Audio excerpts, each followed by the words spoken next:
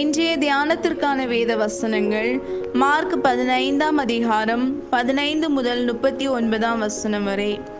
அப்பொழுது பிலாத்து ஜனங்களை பிரியப்படுத்த மனதுள்ளவனாய் பரபாசை அவர்களுக்கு விடுதலையாக்கி இயேசுவையோ வாரினால் அடிப்பித்து சிலுவையில் அறையும்படி ஒப்புக் கொடுத்தான். அப்பொழுது போர் சேவகர் அவரை தேசாதிபதியின் அரண்மனையாகிய மாளிகையிலே கொண்டு போய் அவ்விடத்தில் போர் சேவகருடைய கூட்டம் முழுவதையும் கூடி வர செய்து சிவப்பான மேலங்கி அவருக்கு உடுத்தி முள்முடியை பின்னி அவருக்கு சூட்டி, யூதருடைய ராஜாவே வாழ்க என்று அவரை வாழ்த்தி அவரை சிரசில் கோலால் அடித்து அவர் மேல் துப்பி முழங்கார்படியிட்டு அவரை வணங்கினார்கள்.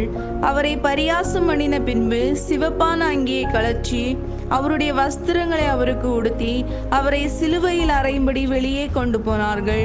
சிரேனே ஊரானும் அலெக்சாந்தருக்கும் ரூப்புக்கும் தகப்பனுமாகிய சீமோன் எனப்பட்ட ஒருவன் நாட்டிலிருந்து அவ்வழியே வருகையில் அவருடைய சிலுவையை சுமக்கும்படி அவனை பலவந்தம் பண்ணினார்கள்.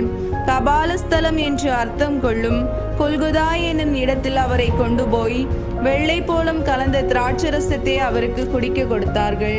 அவர் அதை ஏற்றுக்கொள்ளவில்லை. அப்பொழுது அவரை சிலுவையில் அறைந்தார்கள். அதன் பின்பு அவருடைய வஸ்திரங்களை பங்கிட்டு ஒவ்வொருவன் ஒவ்வொரு பங்கை எடுத்துக்கொள்ளும்படி அவைகளை குறித்து சீட்டு போட்டார்கள்.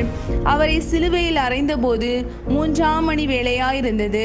அவர் அடைந்த ஆக்கினையின் முகாந்திரத்தை காண்பிக்கும் பொருட்டு யூதருடைய ராஜா என்று எழுதி சிலுவையின் மேல் கட்டினார்கள். அல்லாமலும் அவருடைய வலது பக்கத்தில் ஒருவனும் அவருடைய இடது பக்கத்தில் ஒருவனுமாக 2 கள்ளரை அவரோட கூட சிலுவைகளில் அறைந்தார்கள். அக்கிரமக்காரரில் ஒருவனாக எண்ணப்பட்டார் என்கிற வேத வாக்கியம் அதனாலே நிறைவேறிற்று. அந்த வழியாய் நடந்து போகிறவர்கள் தங்கள் தலைகளை துலுக்கி, தேவாலயத்தை இடித்து 3 நாளைக்குள்ளே கட்டுகிறவனே, உன்னை நீயே ரட்சித்துக்கொள், சிலுவையில் இருந்து இறங்கி வா என்று அவரை தூஷித்தார்கள். அப்படியே பிரதான ஆசாரியரும் வேதபாரகரும் தங்களுக்குள்ளே பரியாசம் பண்ணி, மற்றவர்களை ரட்சித்தான், தன்னைத்தான் ரட்சித்துக் கொள்ள திராணி இல்லை, நாம் கண்டு விசுவாசிக்கத்தக்கதாக இஸ்ரவேலுக்கு ராஜாவாகிய கிறிஸ்து இப்பொழுது சிலுவையில் இருந்து இறங்கட்டும் என்று சொல்லிக் கொண்டார்கள். அவரோட கூட சிலுவைகளில் அறையப்பட்டவர்களும் அவரை நிந்தித்தார்கள். 6ஆம் மணி நேரம் முதல் 9ஆம் மணி நேரம் வரைக்கும் பூமி எங்கும் அந்தகாரம் உண்டாயிற்று. 9ஆம் மணி நேரத்திலே இயேசு ஏலோயி ஏலோயி லாமா சபக்தானி என்று மிகுந்த சத்தமிட்டு கூப்பிட்டார். அதற்கு என் தேவனே என் தேவனே ஏன் என்னை கைவிட்டீர் என்று அர்த்தமாம். அங்கே நின்றவர்கள் சிலர் அதை கேட்டபொழுது இதோ எலியாவை கூப்பிடுகிறான் என்றார்கள். ஒருவன் ஓடி கடற்காளானை காடியிலே தோய்த்து அதை ஒரு கோலில் மாட்டி அவருக்கு குடிக்க கொடுத்து, பொறுங்கள், எலியா இவனை இறங்க வருவானோ பார்ப்போம் என்றான். இயேசு மகா சத்தமாய் கூப்பிட்டு ஜீவனை விட்டார். அப்பொழுது தேவாலயத்தின் திரைச்சீலை மேல் தொடங்கி கீழ்வரைக்கும் 2ஆக கிழிந்தது. அவருக்கு எதிரே நின்ற 100க்கு அதிபதி அவர் இப்படி கூப்பிட்டு ஜீவனை விட்டதை கண்டபோது மெய்யாகவே இந்த மனுஷன் தேவனுடைய குமாரன் என்றான். Today's meditation verse, Mark chapter 15 verse 15 to 39. So Pilate, wanting to gratify the crowd, released Barabbas to them, and he delivered Jesus after he had scourged him to be crucified. Then the soldiers led him away into the hall called Praetorium, and they called together the whole garrison. And they clothed him with purple, and they twisted a crown of thorns, put it on his head, and began to salute him, Hail, King of the Jews! Then they struck him on the head with a reed and spat on him, and bowing the knee, they worshipped him. And when they had mocked him, they took the purple of him, put his own clothes on him, and led him out to crucify him. Then they compelled a certain man, Simon a Cyrenian, the father of Alexander and Rufus, and he was coming out of the country and passing by to bear his cross.